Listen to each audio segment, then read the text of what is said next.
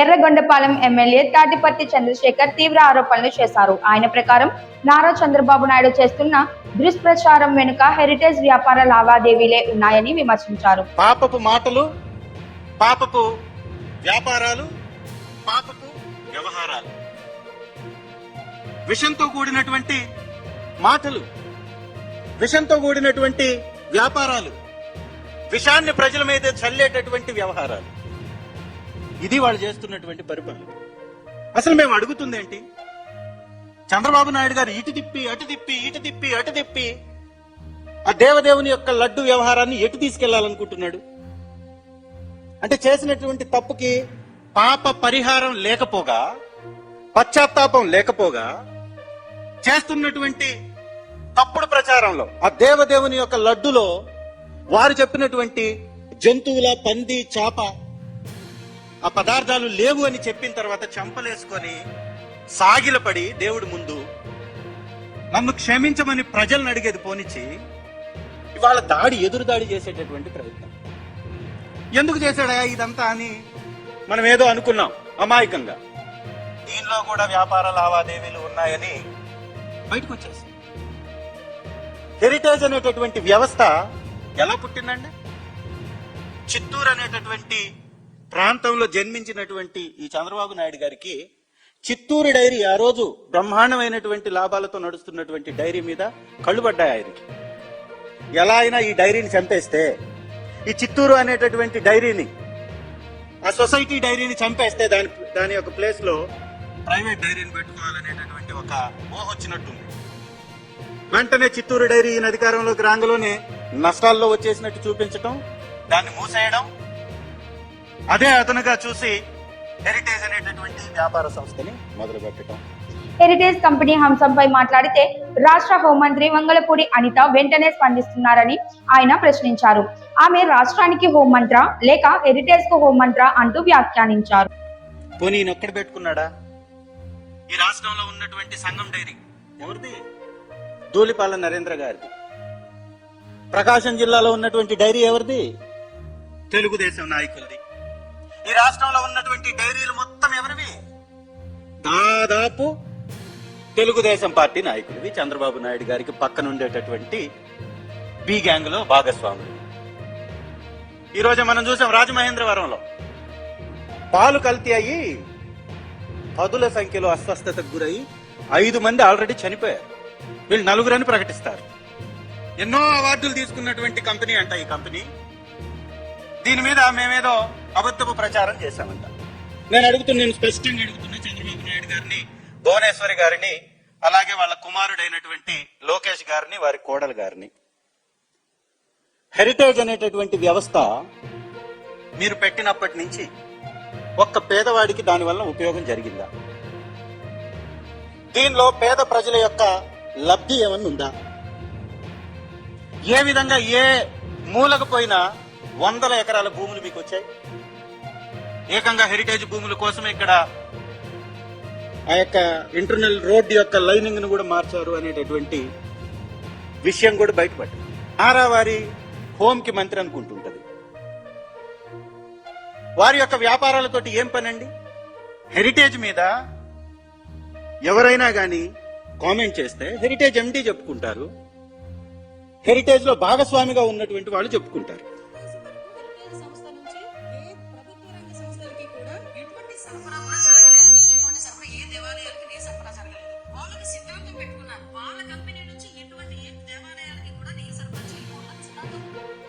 మరి హోంమంత్రి గారికి ఏ సిద్ధాంతంలో వాళ్ళు చెప్పారో మాకు తెలియదు. ఇక హెరిటేజ్ ఆలయాలకు సరఫరా చేయదని టీడీపీ మంత్రులు చెబుతున్నారని, కానీ వాస్తవానికి హెరిటేజ్ ఫుడ్ స్వయంగా తిరుమల తిరుపతి దేవస్థానం స్వీట్లో నెయ్యి సరఫరా కోసం టెండర్ వేసిందని ఆయన ఆరోపించారు. 2002లో చంద్రబాబు నాయుడు గారు ముఖ్యమంత్రిగా ఉన్నారు. ఆ రోజు 2002లో చంద్రబాబు నాయుడు గారు ముఖ్యమంత్రిగా ఉన్నప్పుడు హెరిటేజ్ అనేటటువంటి వ్యవస్థ తిరుమల తిరుపతి దేవస్థానం బిడ్లో టెండర్ వేసింది. ఆ రోజు 13,73,000 లీటర్ల నెయ్యిని సేకరించడానికి హెరిటేజ్ సంస్థ 2002లో ఆ రోజు టీటీడీ పిలిచినటువంటి రేటు 90 రూపాయల నుంచి 128 రూపాయలు, 140 రూపాయలు కూడా వేసింది. 2001-2002 గాను 13,73,000 లీటర్లు 90 రూపాయల నుంచి 98 రూపాయలు. 2002-2023కి సంబంధించి 15,39,000 లీటర్లు 99 రూపాయల నుంచి 140 రూపాయలకి. 2003-2004 128 రూపాయలు పెట్టి తిరుమల తిరుపతి దేవస్థానం కాల్ఫర్ చేసింది. దీనిలో ఈ హెరిటేజ్ 3వ నంబర్ గా హైలైట్ చేశాం. దయచేసి మీడియా మిత్రులు గమనించాలి. ఈ పేపర్ కూడా మీకు ఇస్తాను. మేము ఎప్పుడు ఒక నిబంధన తీసుకున్నాం, బల్క్ గా మేము సప్లై చేయం, మేము ఏ టెంపుల్ కి సప్లై చెయ్యం. ఒక సిద్ధాంతం పెట్టుకున్నాం. 30 సంవత్సరాల నుంచి ఏ టెంపుల్ కి మేము సరఫరా చేస్తామని ముందుకు రాలేదు. హెరిటేజ్ కేవలం రిటైలే చేస్తుంది, బల్క్ చేయదు. అనేక అబద్ధాలు. ఇంకా అచ్చెన్నాయుడు గారు అయితే అసలు నెయ్యే సప్లై చేయదు, హెరిటేజ్ నెయ్యితో సంబంధమే లేదు అంటాడు. ఇదిగోండి, ఇదే సంబంధం.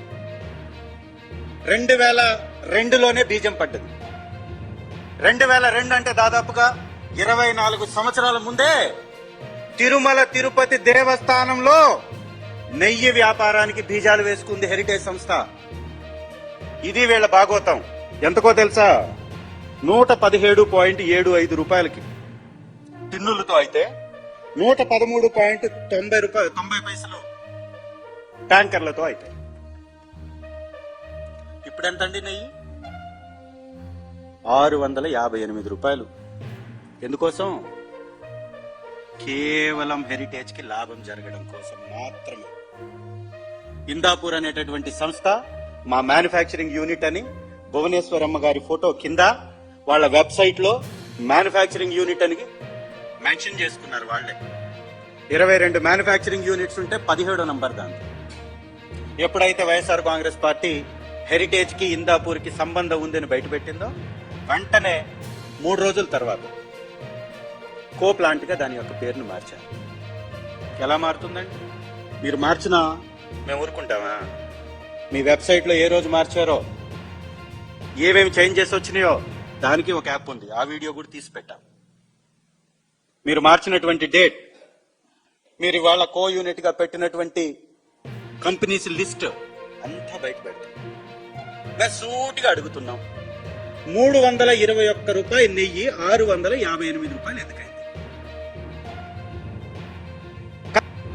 ఏమన్నా మాట్లాడితే జగన్మోహన్ రెడ్డి గారి మీద, వైఎస్ఆర్ కాంగ్రెస్ పార్టీ మీద, లేదా దివంగత మహానేత రాజశేఖర్ రెడ్డి గారి మీద నిందలు వేస్తారు. నువ్వు నీ కొడుకు తిరగడానికి, డిప్యూటీ ముఖ్యమంత్రి తిరగడానికి 100 కోట్లు ఫ్లైట్ టికెట్స్ ఖర్చు అవుతుంది. భక్తి ఛానల్ ప్రపంచవ్యాప్తంగా ఉన్నటువంటి శ్రీవారి భక్తుల కోసం భక్తి ఛానల్ పెడితే అసెంబ్లీ సాక్షిగా భక్తి ఛానల్ ఎందుకు? మనకు 15 ఛానళ్లు ఉన్నాయి. ఆ 15 ఛానల్లో మనం చెప్తే 2 గంటలు ఎయిరా అంటున్నారు. ఏబిఎన్ లో 2 గంటలు ఎప్పుడైనా భక్తి ఛానల్ ప్రచారాలు రాంగా, శ్రీవారి యొక్క ప్రసారాలు రాంగా మనం చూసామా? ఏం చెప్పకూడదు నువ్వు? ఒక్క గోవు లేనటువంటి బోలే బాబాకి టెండర్ ఎందుకు ఇచ్చారంటున్నారు. మేము టెండర్ ఇవ్వలేదు, అది మీరే ఇచ్చారని బయటకు వచ్చేసింది. అది పక్కన పెడితే హెరిటేజ్ కి ఎన్ని గోవులు ఉన్నాయి? ఎన్ని గోవులు ఉన్నాయని నువ్వు టెండర్ వేసావు? 2002లోనే ఎందుకు టెండర్ 114 రూపాయలకి సప్లై చేస్తానని ఇచ్చావు? నీ దగ్గర ఎక్కడున్నాయి గోవులు? ఎన్ని కుయుక్తులు పన్నినా కానీ చర్చించాలి అంటే తగినటువంటి సమయం కావాలి. సభ్యులు అడిగేటటువంటి ప్రశ్నలకు సమాధానం చెప్పాలి. అది కౌన్సిల్లోనే సాధ్యమవుతుంది. కాబట్టి కౌన్సిల్ నుంచి పారిపోతూ అసెంబ్లీలో చర్చిస్తామని అడుగుతున్నారు. ఇది ఎంత మాత్రం సమంజసం కాదు.